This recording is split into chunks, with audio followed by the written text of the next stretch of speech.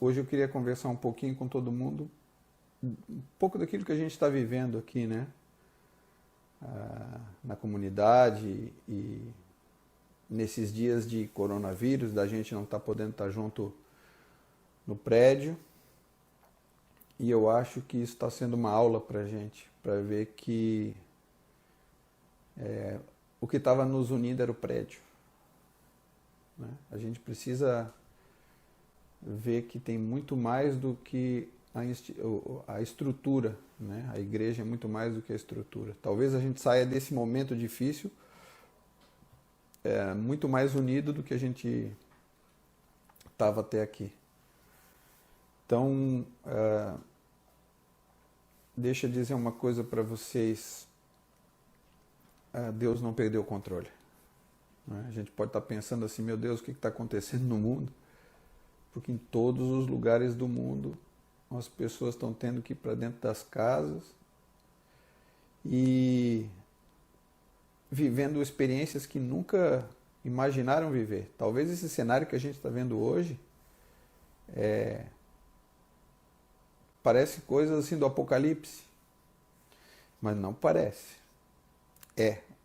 Né? Talvez você está olhando aí essa live e está achando que eu sou meio maluco, mas tem um monte de cristão aí que já não está mais me achando maluco e também não pensava ser maluco, só não esperava viver isso nesses dias, porque a gente quer que Jesus volte, a gente quer que a igreja seja arrebatada, mas os sinais que estavam sendo preditos, eles precisam chegar antes de tudo isso.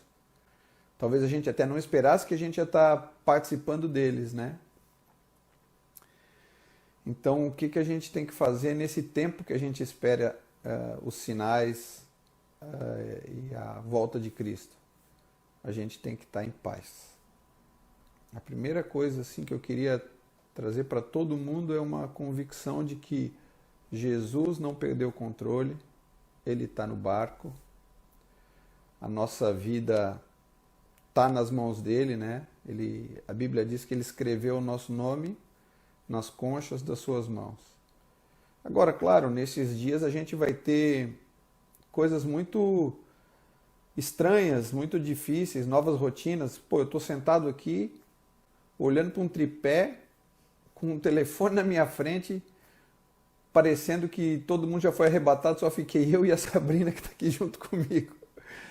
Então, assim, deixa eu falar uma coisa, cara, é muito estranho viver o que a gente está vivendo, mas a gente não pode perder a noção de que Deus é soberano, Ele não perdeu o controle da história, né? E a gente precisa parar e pensar, o mundo inteiro parou. Todas as pessoas tiveram que ir para dentro das suas casas. Os animais estão lá na rua. Não tem nenhum animal morrendo de coronavírus. Só os homens. Todos eles têm que ficar dentro de casa. E qual é essa proposta? Por que é que todos os homens tiveram que ficar dentro de casa? O que Deus está querendo falar com isso? Isso não é só o coronavírus. É uma maneira que Deus, na sua soberania, permitiu ou orientou que acontecesse para que a gente estivesse no recôndito dos nossos lares. E agora? O que a gente vai fazer dentro de casa? Eu vi que a Netflix liberou vários filmes, não é? E os canais, e aí cursos, e isso e aquilo. Ótimo. Mas se isso tomar o nosso tempo, a gente está indo para dentro de casa em vão. Tem um texto em Hebreus, no capítulo 4,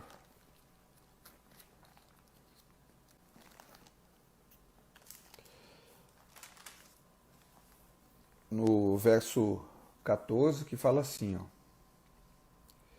Tendo, pois, a Jesus, Filho de Deus, como grande sumo sacerdote, que penetrou os céus, conservemos firmes a nossa confissão, Porque não temos sumo sacerdote que não possa se compadecer das nossas fraquezas. Antes foi ele tentado em todas as coisas, a nossa semelhança, mas sem pecado. E agora o versículo que eu queria falar. Acheguemo-nos, portanto, confiadamente junto ao trono da graça, a fim de recebermos misericórdia e acharmos graça para socorro em ocasião oportuna. Então o texto está falando assim, que a gente, por ter tido Jesus vindo e ter feito a obra que fez, de dar o acesso novamente para cada um de nós, dar o acesso, na verdade, para cada um de nós ao teu Pai, né? E o acesso é o sangue, né? Ele pavimentou a estrada daqui ao céu com o seu sangue. A gente pode, por causa dele, chegar até o trono da graça e encontrar um socorro para uma ocasião oportuna. E qual é a ocasião oportuna? Hoje é a ocasião oportuna. Eu sei que tem gente que está com falta de ar já antes de chegar o coronavírus. Né? Porque só ver essa crise, só ver o número de mortos diariamente na Itália, ver começando a acontecer no Brasil, muitas pessoas já começam a entrar em um estado de nervosismo e, né, não estou aqui analisando nem julgando a realidade de ninguém, mas assim, de saber que isso é algo terrível, mas a gente sabe que Deus tem o controle de tudo e que se isso está acontecendo, a gente precisa descansar nele no meio dessa situação. Então ele falou assim, cheguem com confiança até o trono. Como que a gente vai chegar com confiança? A gente só confia em quem a gente se relaciona, a gente só confia em quem a gente acredita, tem esperança. E o que está acontecendo é que tem muita gente, não é? Muita gente, independente de ser cristão ou não, que sabe que Deus existe, mas não tem um relacionamento. Não é real assim, não é vivo. Na hora da angústia, né, a gente tenta alcançar coisas para nos dar suporte. E Deus está chamando a nação, as nações, o seu povo, e está falando assim, chega até mim. Porque quem vai te dar o socorro sou eu. Como o Salmo 125 diz, que o Senhor, né, ele é como uma cadeia de montanhas ao redor de Jerusalém. Né? Os que confiam no Senhor são como o monte de Sião, que não se abala. Então a gente precisa, nessa hora, entender qual é o nosso papel como cristãos. Quando eu quando eu leio o livro de 2 Crônicas, aquilo que a gente conversou outro dia, falando que se Deus enviasse, né, a fome ou a peste, né, se Deus fizesse isso, se o povo que se chamasse pelo nome dele, se humilhasse, orasse, se convertesse de seus maus caminhos, ele estava dizendo assim, meu povo, voltem-se para mim. Eu estou chamando vocês. Então hoje, se a Netflix estiver liberada, se todas essas coisas estiverem disponíveis e elas nos tirarem a atenção de novo, eu acho que nós vamos ficar sem luz. Porque Deus quer falar com a gente. Porque Deus está chamando os seus filhos. Eu quero falar assim especificamente aqui, abrindo um parênteses, para quem conhece Deus, para quem sabe quem Deus é e se afastou. Não apenas da igreja, mas se afastou de Deus. Porque às vezes as pessoas dizem assim, não, eu me afastei do corpo de Cristo, da reunião, mas de Deus eu não me afastei. O texto em Hebreus diz assim, que a gente deve admoestar uns aos outros, para que não deixe de congregar tanto mais quanto vede que o dia se aproxima. Né? Então Hebreus 10, 25 está dizendo assim que eu devo admoestar.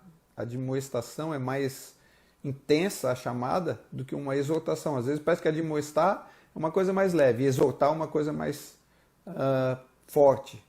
Mas o texto, a tradução é diferente, o significado é diferente. Exortar é um encorajamento e a admoestação é uma chamada de atenção. Então está cheio de gente que está vivendo longe dos outros, né? Longe do corpo de Cristo, querendo ter uma relação só com Deus e não ter relação com os irmãos. Deus está chamando. Né? Agora, nesses dias do coronavírus, não vai na casa de ninguém. A gente sabe que agora é um tempo de isolamento mesmo. Mas assim, de estender a mão, de se preocupar com o outro, né? Porque ser corpo não é ir na igreja, assistir o culto, bater palma, dar o dízimo e ir embora. Ser corpo é poder emprestar os seus braços para o outro, para abraçá-lo, emprestar os seus ouvidos para o outro, para ouvi-lo, poder usar Jesus, a sua boca para dar uma palavra de encorajamento, ou mesmo de exortação, de admoestação. Só que isso exige renúncia, só que isso exige a minha vontade de ficar em segundo plano, porque às vezes nas reuniões tem coisas que eu não gosto, e aí quando a minha vontade ela é confrontada, eu prefiro manter a minha própria vontade. Então Deus está chamando a gente para parar e pensar como a gente tem agido. Se a gente tem agido como Ele sendo nosso Senhor, ou nós mesmos sendo nossos senhores. A gente relaciona com Deus como a gente quer. E a gente não relaciona com Deus como Ele quer que a gente relacione. Então em João 17, ele é muito claro, o texto diz assim, que a gente precisa ser um para que o mundo veja, né, que Jesus, que o Filho foi enviado pelo Pai. A unidade ela é muito abrangente, né? Exige a gente estar junto fisicamente, mas como nesses dias a gente não está junto fisicamente, mas a gente está procurando saber quem é que está com alguma necessidade, não é? Aqui eu tenho pedido para vocês estarem ligando uns para os outros, saber quem está com problema de não ter alimento em casa, não está podendo ir buscar, sabe? Essas coisas assim que parece que são pequenas, mas assim, levantar o telefone, ligar para o outro e orar pelo outro. Eu não vou conseguir fazer isso com 200 pessoas, mas eu posso encorajar todo mundo a fazer isso uns com os outros. Sabe? Esses dias, pessoas vão ficar isoladas em casa e a gente nem pensa em ligar e o poder que uma ligação tem, né? Às vezes a gente manda um WhatsApp, liga, pergunta como é que o outro está. Hoje eu recebi uma gravação de manhã de um irmão perguntando, pô, pastor, tudo bem? Eu sei que eu não tenho nada para te falar. Eu digo, não, tem muito para me falar. Aí o cara, né, o irmão perguntou como é que eu estava. Foi uma bênção aquilo ali. Então, não é que é carência, é o espaço que Deus preparou no coração de cada um de nós para ser preenchido pelo outro, pelo irmão. Tem o espaço dele e o espaço dos irmãos. E deixa eu falar então, completando aquela situação da galera que está longe, né? Volta para o Senhor. Sabe, eu lembro do filho pródigo, no capítulo 15, eu acho que é de Lucas. Nem sei, deixa eu olhar aqui. Isso é no capítulo 15.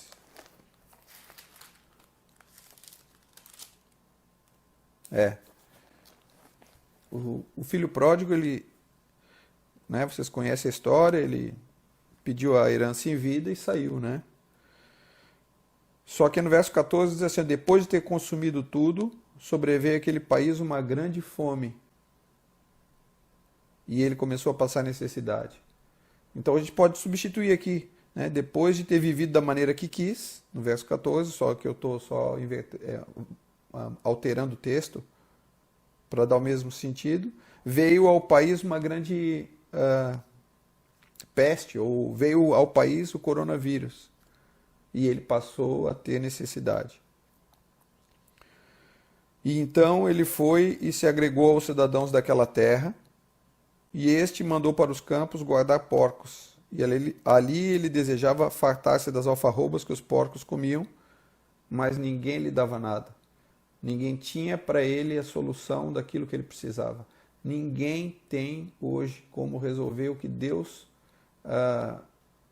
estabeleceu que acontecesse, que era o povo se voltar para ele. Quando ele achar que o povo já se voltou para ele, aquilo que ele queria já aconteceu, ele liga a chavezinha e a coisa acontece. Aparece a cura, as situações mudam, penso eu, né? Porque eu penso que é isso que Deus está chamando a gente. Daí então, olha o que o filho pródigo fala. Ele diz assim, ó, no verso 18. No verso 17, desculpa, ele diz assim: então, caindo em si, disse: quantos trabalhadores do meu pai têm pão com fartura e eu aqui morrendo de fome? Levantar-me-ei, irei ter com meu pai e lhe direi: pai, pequei contra o céu e diante de ti. Eu já não sou digno de ser chamado teu filho. Trata-me como um dos teus trabalhadores. Veja, ele reconheceu as escolhas erradas que ele tinha feito. Ele reconheceu que ele priorizou a vontade dele, os prazeres dele, ou o senhorio da vida dele. Às vezes nem é tanta, né? Às vezes a gente pensa que a pessoa, porque não está indo nas drogas, porque não está voltando para o mundo, porque não está se embebedando, está tudo certo. Não tem a vontade de Deus, soberana. E aí ele reconhece: pai, eu pequei contra o céu. Eu pequei diante de ti. Mesma coisa que Neemias fala lá, quando ele está restaurando, né, quando ele se liga que a cidade estava assolada, destruída, e ele entende que ele precisava ser o canal de Deus para a restauração. Ele jejua, ele ora e ele confessa diante de Deus o pecado da nação. Então, pensa que o filho reconhece o seu erro, diz para o pai que ele teve atitudes erradas e falou: pai, pode me tratar, não precisa me tratar como filho. Eu lembro de tudo que eu vivi como filho. E talvez até enquanto eu vivia aquilo como filho, eu não estava nem percebendo a quantidade de bênçãos que o Senhor me deu e desprezei elas. Talvez você está vivendo em casa como filho e você está usufruindo de uma semeadura dos teus pais. Tem tudo na sua casa e você está desprezando. Tem a bênção de Deus na sua casa e você está desprezando. Mas você está vivendo isso porque os seus pais semearam. Agora está na hora de você preparar a sua caminhada e receber aquilo agora direto de Deus para você. Volta. Esse filho diz assim: pai, pode me tratar como os teus trabalhadores, eu não preciso mais ter tratamento de filho, um tratamento privilegiado. Deixa eu falar para vocês, nós somos servos do Senhor, mas também somos filhos. E olha o que Deus faz com o filho. No verso 20 ele diz assim, ó: vinha ele ainda de longe quando seu pai o avistou e compadecido dele o abraçou e o beijou. Deus, ele está esperando a gente se voltar para ele. Ele está na varanda do mundo, sabe? Só esperando a gente falar assim: pô, Deus, as riquezas, as coisas desse mundo, elas tomaram conta e fizeram a minha agenda. Porque veja que Satanás não é chamado de Senhor na Bíblia. A Bíblia diz assim: só existem dois senhores, Deus e as riquezas. Então, quem tem feito as nossas agendas muitas vezes são as riquezas. E agora com esses dias que a gente está em casa, às vezes a gente não sabe nem o que fazer com o tempo. A gente não está tendo tempo em família, a gente não está tendo tempo de oração, a gente não está tendo tempo com a palavra. Talvez alguns nesses 2, 3 primeiros dias, porque a crise está começando a chegar na gente, tem tido alguns flashes assim, né, de desespero, e aí nessa hora vai para a palavra. Não sei se vocês já assistiram um vídeo que tem no YouTube chamado Avivamento das Ilhas Fiji. Nós passamos isso na comunidade há, sei lá, uns 10 anos atrás. As Ilhas Fiji estavam vivendo um momento de terror, violência, tráfico. Estava muito ruim a realidade daquele arquipélago. E aí um pastor de uma igreja recebeu uma direção de Deus, eles eram muito divididos. Daí Deus chamou eles para tirarem as placas, pararem com isso e se unirem em oração e clamor e arrependimento, né? Confessando os pecados da terra, confessando, pedindo perdão por todo o sangue que tinha sido derramado naquele arquipélago, né? Muita gente sido assassinada, canibalismo, e o povo se reuniu e chorou diante de Deus, sabe? E tem um texto em Tiago que diz o seguinte, Tiago 4, diz o seguinte, que a gente tem que entender qual é o nosso tempo diante de Deus nesses dias. E a palavra de Deus diz assim, que a gente tem que se afligir diante de Deus, lamentar. Quer ver o Tiago 4, 9. Ele está dizendo assim, ó, afligi-vos, lamentai e chorai. Converta-se o vosso riso em pranto e a vossa alegria em tristeza. Humilhai-vos na presença do Senhor e Ele vos exaltará. Deixa eu falar uma coisa assim. Eu tenho mania de brincar, de fazer umas piadas e tal. E tenho sempre mandado para um outro irmão algumas brincadeiras, até com essa crise que a gente está vivendo.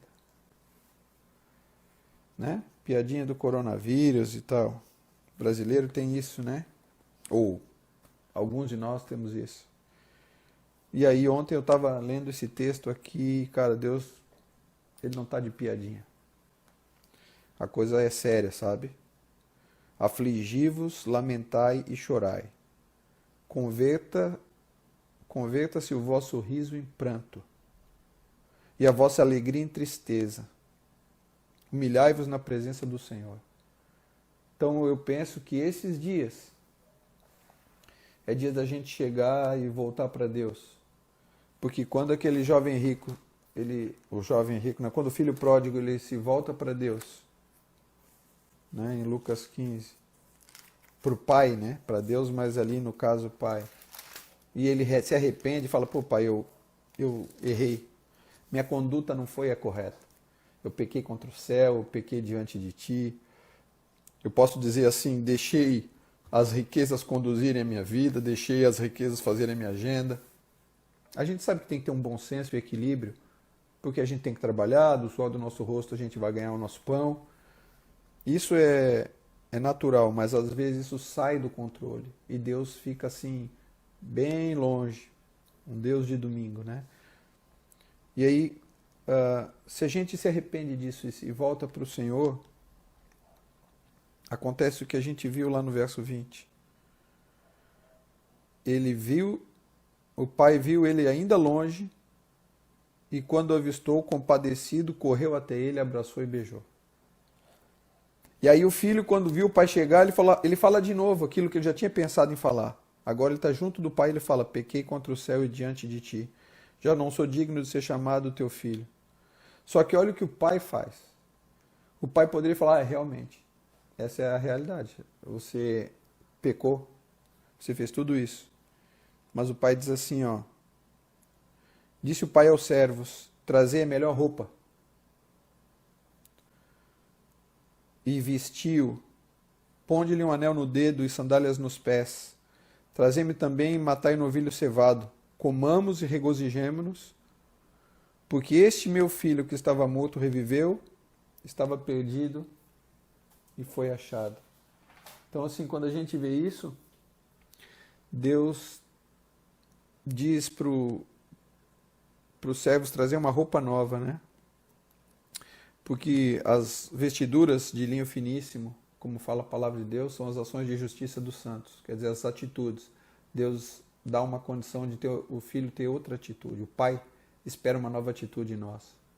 Ele dá um anel, põe um anel no dedo dele, está dizendo, filho, estou te dizendo que eu não te tirei a autoridade, você tem autoridade.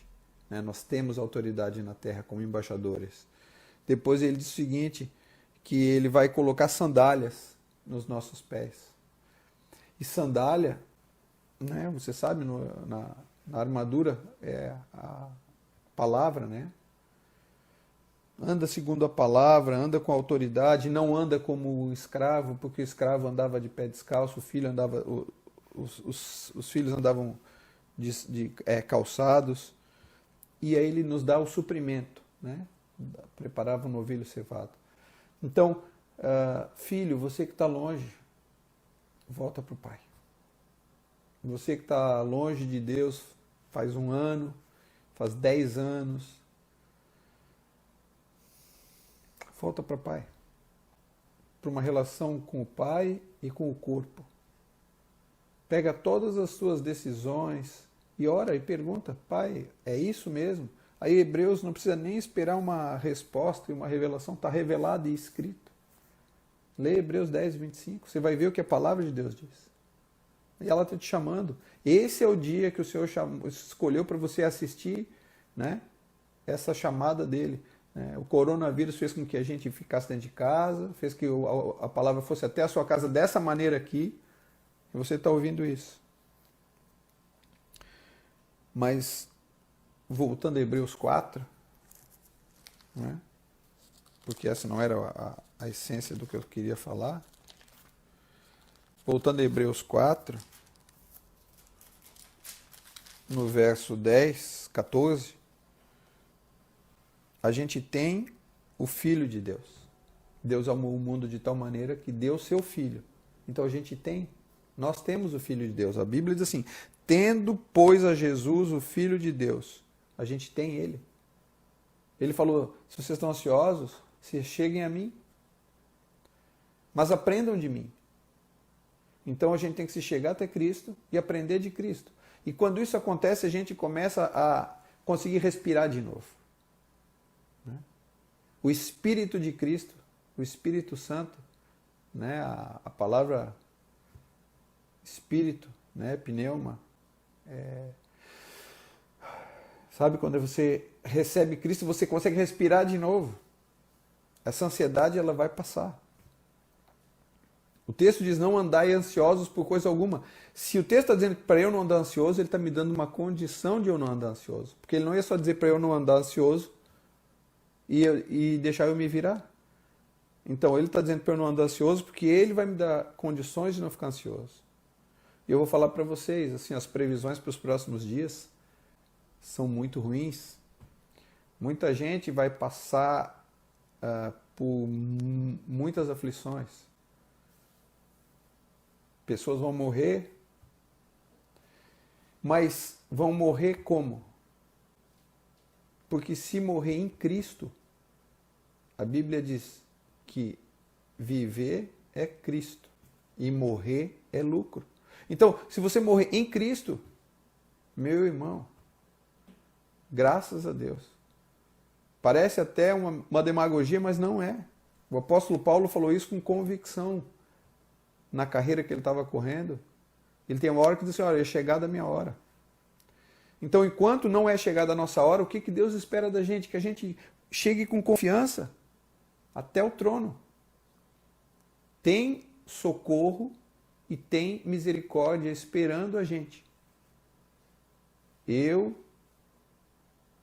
vocês e todos aqueles que receberem a Cristo como Senhor das suas vidas, tem condições de encontrar uma paz no meio disso tudo. Paz quando o barco está afundando,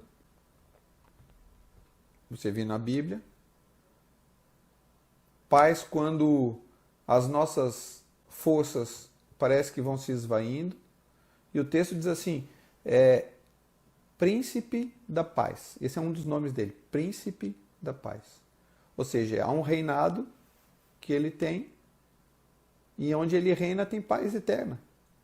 E se somos desse reino, nós precisamos receber e entender e viver isso. A paz que excede o entendimento. Então, hoje, sabe, dentro disso aqui tudo, o texto diz assim, vamos chegar com confiança até ele. Galera, olha só, deixa eu falar uma coisa importante para vocês. Eu não sei como serão os próximos dias. Eu não sei como serão os próximos meses. Talvez o prédio lá que a gente tem vai ficar vazio. Talvez a gente nem fique mais com esse prédio. Não é? Deixa eu falar uma coisa para vocês. Sabe como é que aquele prédio é mantido? A gente tem nossas ofertas, nossos dízimos, a gente oferta e aquilo mantém-se aberto. Ontem a gente teve uma reunião e, claro, a gente não está preparado para isso, está nos adaptando. A gente não ministrou oferta e tal. Esses dias, a gente deve manter aquele prédio aberto ou a gente deve ter o recurso para comprar comida para as pessoas que vão precisar. Porque algumas pessoas eu sei que já estão sem emprego. Algumas pessoas que contribuíam com amor e com alegria na casa do Senhor, talvez mês que vem ou no outro mês não vão ter como nem dizimar e nem se manter. Então o que é corpo? Nessa hora, talvez a gente não deva despender o dinheiro para pagar o aluguel e sim juntar o dinheiro para comprar comida e distribuir para as pessoas que não têm. Talvez você pense que eu estou fazendo um drama, né? Eu não sei o que vai acontecer.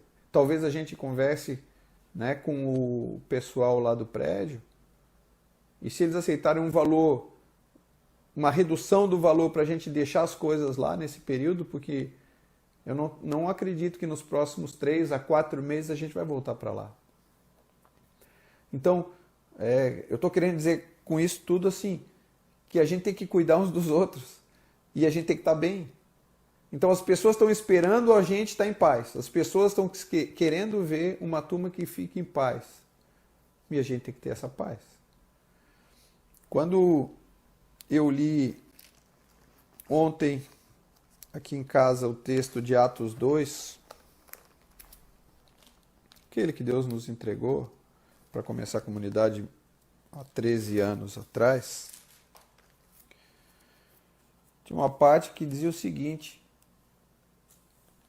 que eles partiam o pão de casa em casa, tomavam as refeições com alegria e singeleza de coração, louvando a Deus e contando com a simpatia de todo o povo. Enquanto isso, acrescentava-lhes o Senhor dia a dia os que iam sendo salvos. O casa em casa hoje vai ser assim nas nossas casas, né? Cada família nas suas casas. Mas essa alegria que a gente vai ter ao redor da nossa mesa, e é isso que eu acho que a gente tem que pensar hoje. Como estão sendo as nossas refeições. Está na hora da gente sentar à mesa. Às vezes a gente tem comido um na frente da televisão, um já comeu antes, a gente perdeu a capacidade de experimentar a comunhão e a mesa. E Deus está chamando a gente para estar na mesa, famílias ao redor da mesa. A gente precisa entender o que representa a mesa. O compartilhar, o estar junto, o ter prioridade. Na hora da mesa, a prioridade não é nada mais, nada além do que aquilo que a gente está ali fazendo, estando juntos em comunhão. Então Deus está chamando todo mundo para comunhão. Botou todo mundo debaixo do teto, falou, estejam juntos, estejam em comunhão, arrependam-se das escolhas, arrependam-se dos maus caminhos, clamem, afligi-vos, voltem-se para mim. Vocês vão experimentar um tempo precioso. Milagres vão acontecer dentro de casa só na comunhão. Eu sei que é difícil às vezes a gente falar isso porque a gente pode estar com um problema hoje dentro de casa. Mas eu sei que isso tudo vai mudar. Eu tenho certeza que vai mudar. É difícil a gente, no meio do caos, acreditar muitas vezes num sobrenatural. Mas deixa eu falar para vocês, tem um nome que é maior que o nome do coronavírus. Tem um nome que é maior que qualquer outro nome. E esse nome é o nome de Jesus Cristo. Ele é maior que qualquer nome.